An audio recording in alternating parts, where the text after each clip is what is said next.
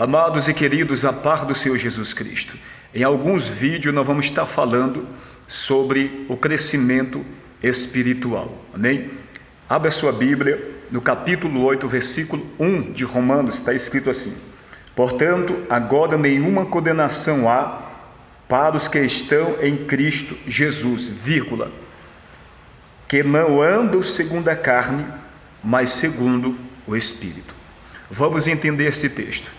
Nós sabemos que todo aquele que ouviu e creu, foi selado com o Espírito Santo de Deus, passa a ser uma nova criatura, como está escrito no capítulo 5, versículo 17 de 2 Coríntios.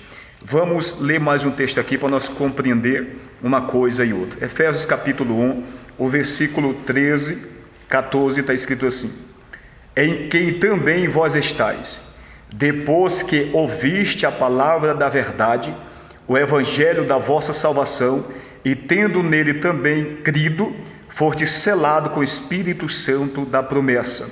O verso 14, o qual é o penhor da nossa herança. Então observe, primeiro passo, ouviste. Paulo está falando, vocês ouviram o evangelho da vossa salvação. Segundo passo, crido, ou seja, a fé vem pelo ouvir, e o ouvir a palavra de Deus, segundo Romanos 10, versículo 17. Então, aqui existem princípios a ser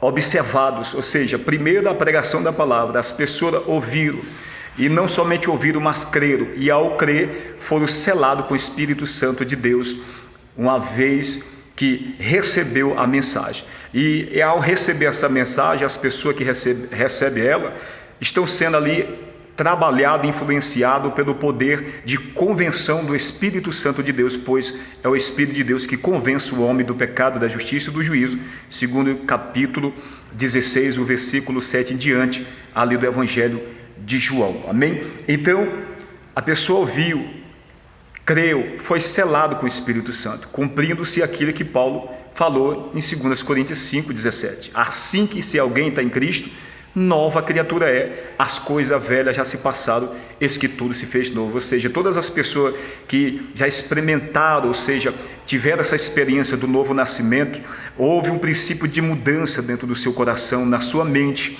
que o próprio Espírito de Deus é que se encarrega de fazer isso, ou seja, de convencer o homem do pecado. Então todos que nasceram, algo sobrenatural aconteceu e está acontecendo dentro do seu coração. A partir daí, nós temos que entender o que nós lemos em Romanos capítulo 8, versículo 1, que ele fala que todo aquele que está em Cristo não há condenação mais, ou seja, passou da morte para a vida eterna. No entanto, o versículo não termina aí, o versículo termina dizendo, para aqueles que andam segundo o Espírito e não segundo a carne. Aí é onde está todo um detalhe.